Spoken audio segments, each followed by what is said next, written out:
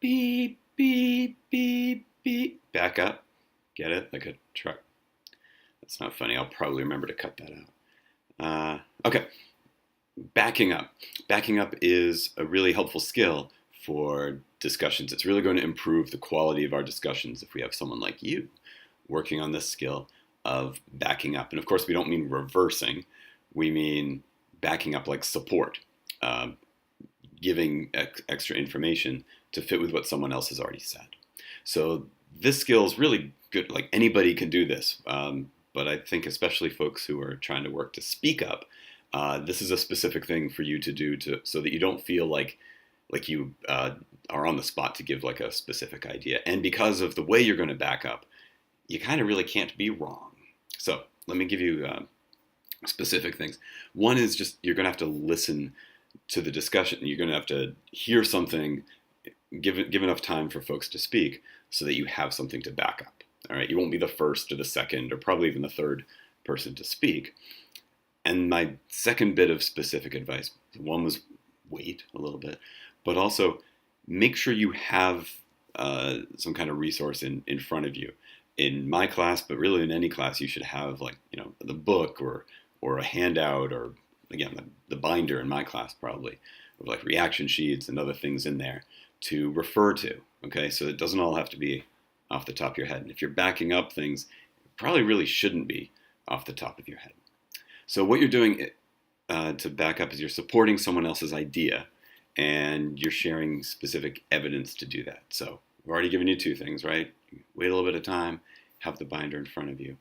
And what you're looking for is something to prove, maybe to disprove if you're comfortable doing that, but usually just to back up, prove, support, give extra evidence for what someone has already said. And as you're going through, it might seem like disrespectful if you're like looking through while other people aren't. It's not, as long as you're not crinkling the paper while you go. You're being kind of careful about it, not elbowing the people around you as you're looking, but that's okay. And again, other people might be working on the same skill, all right? So there might be other folks in the room doing the same kind of thing, or you're also showing them how to do the same kind of thing. All right, so that's not the talky part. Here's the talky part.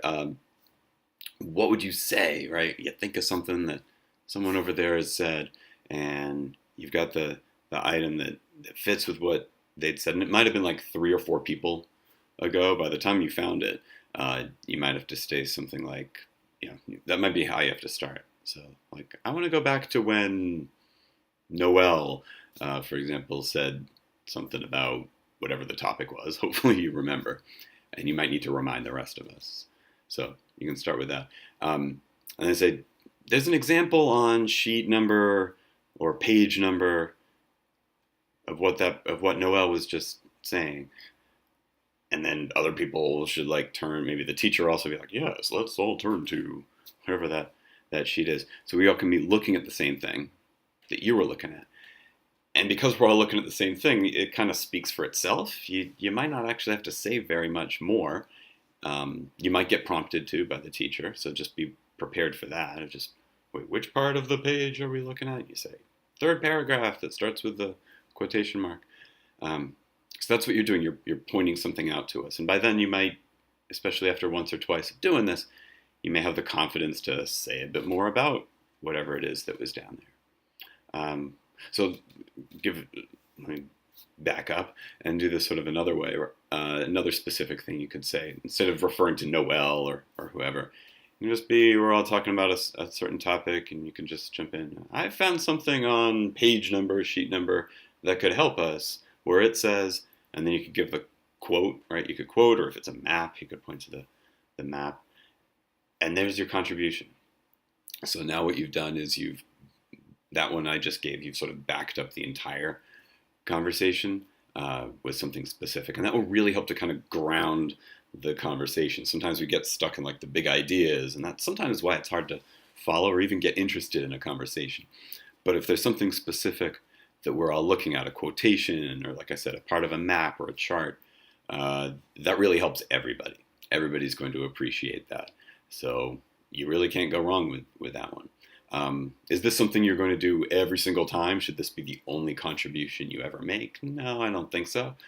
But shoot for maybe once One out of your two or three that you make in a 20-minute discussion could be that, and you could be working on another kind of skill as well.